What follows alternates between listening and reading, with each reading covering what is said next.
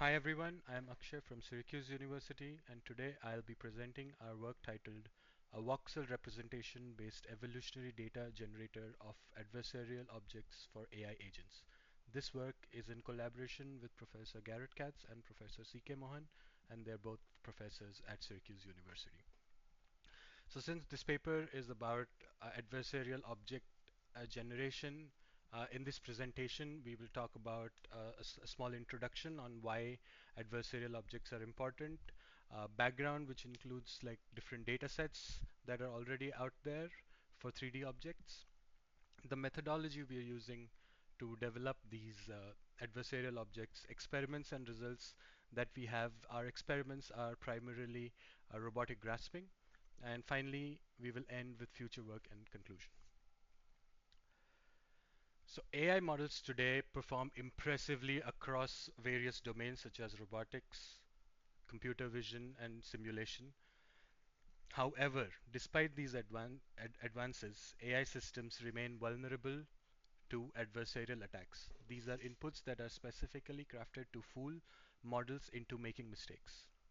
A recent example is a Bayesian attacks, which from my understanding attempts to exploit the uncertainty in models.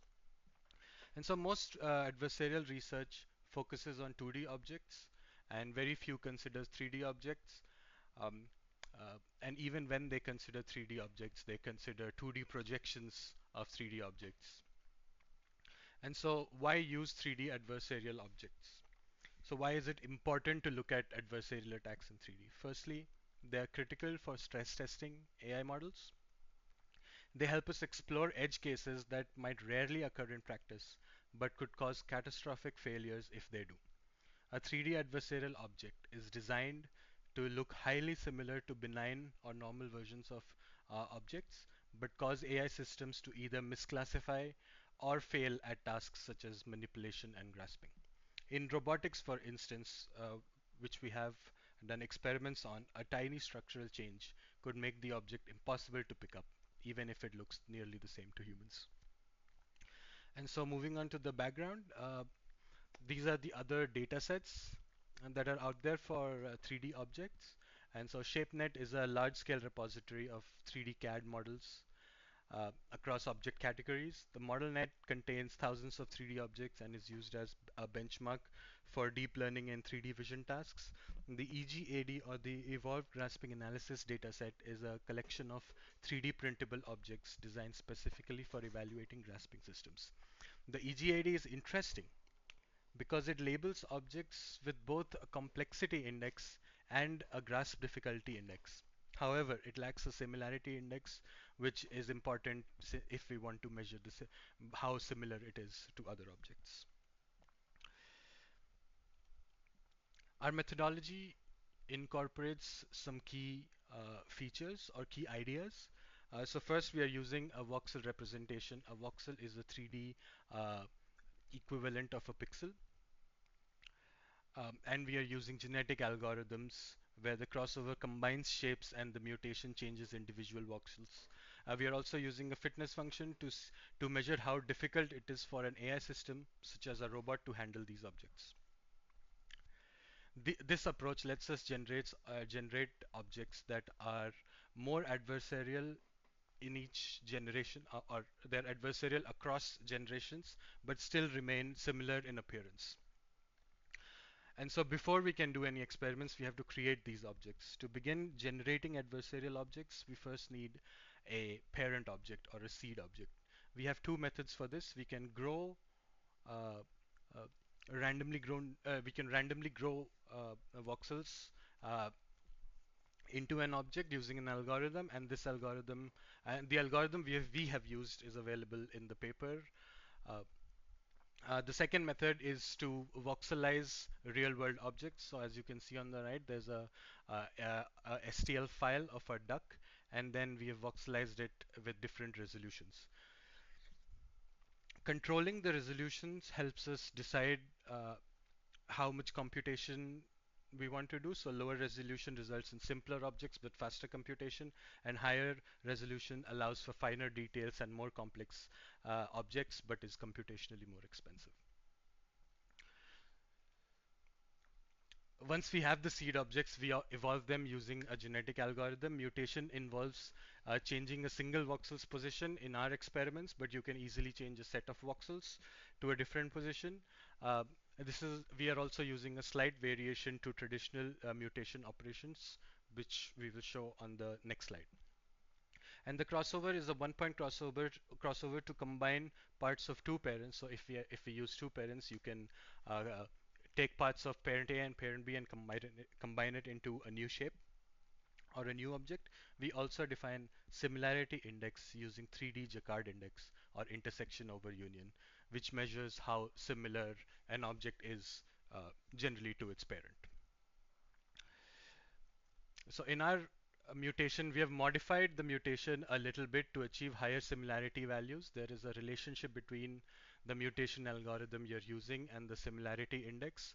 So for us, the bottom kind of mutation works better, where the object falls into shape or like tries to maintain its shape, and then the mutation occurs. And so as you can see in the top example, which is the traditional mutation, you get an IOU of 0.58, and in the bottom example, you get an IOU of 0.85. And so the bottom one is our variation. And as I said, there's a direct relationship between the similarity index and the mutation algorithm, and if you choose a different similarity index, you might have to maybe the traditional mutations works better for you. And so moving on to the case study, our main case study is robotic grasping. We have used a Poppy robot simulated in PyBullet to test adversarial objects. And so the goal is to generate adversarial objects. So the parent is initially graspable, and then we try to generate objects which are similar to the parent but are not or harder to grasp or not graspable. We have performed experiments using a single seed object or a single parent. We have performed experiments using two parents, and you cross over at different positions to combine them into new shapes. And we have also experimented with objects from the EGAD evaluation set to show that our method works with real world shapes too. So before attempting any grasp, we have to define the graspability index. So in in these experiments, the index is based on the z coordinate of the object after the grasp attempt. If there are no possible grasp that allows the robot to successfully lift the object, it is considered hard to grasp. Essentially, we consider that object to be an adversarial object. And so with some results using a single seed, so a single parent, evolved uh, we have evolved children of a single parent. I think for this particular graph, the number of voxels was around 15. And so as you can see, the objects with no grasp are the adversarial objects.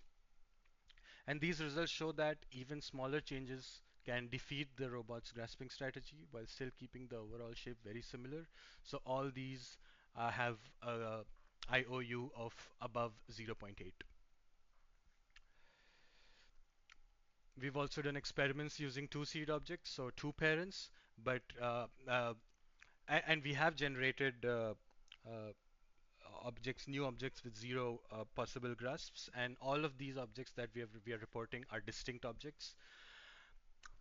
However, in the two parent, the IOU is considerably lower because we are combining essentially two random objects, and so you can only compare it to one parent, and there's going to be a lower intersection over union. We have also done experiments by using a single parent and varying the number of voxels. So these are the results for a single seed, one parent, and a total of 8 voxels in each object, 14 and 18. And if you compare them together, if you put them together and compare them, as the number of voxels increases, we've noticed that the number of possible mutations also increase, and so the number of possible adversarial objects also increase. A small note is that as you increase the number of voxels, the complexity of objects sometimes make it fall off the table in our experiments. Essentially, we are dropping the object from a certain height, and so the physics takes over to physics takes over, and sometimes the objects fall off the table, and we have ignored those objects, and they are not included in the results. So all the objects were stable and like landed on the table.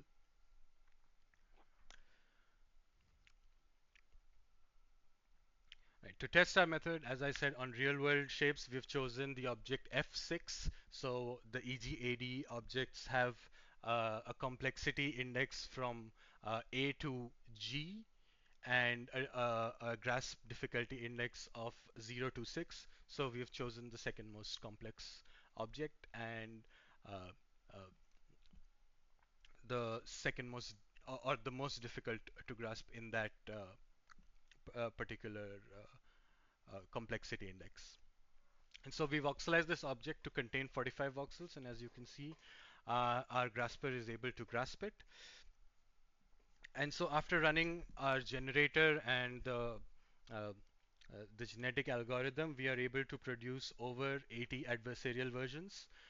Uh, so zero grasp more than 80, and in these experiments we have terminated or moved on to the next mutation as long as it finds uh, even a single grasp. So that's why you don't see like multiple, like 2 or 3 or 4 grasps possible.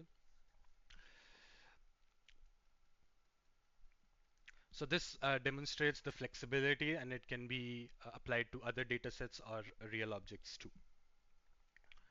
In conclusion, our voxel-based approach for generating adversarial objects can be a powerful tool for stress testing AI systems, for improving the robustness of models in tasks like robotics and vision and object detection. And looking ahead, our future work includes using reinforcement learning to drive mutation and crossover processes rather than relying on random changes. We would This would help us generate adversarial objects more effectively and precisely. We also plan to explore co-evolution uh, or co-training, where the adversarial object generator and the grasping algorithms train each other, leading to more robust AI systems. Thank you very much for your attention and listening to this presentation. These are some of the references that we've used in this presentation, and this is our contact information for any questions or any discussions you might want to have. Thank you very much.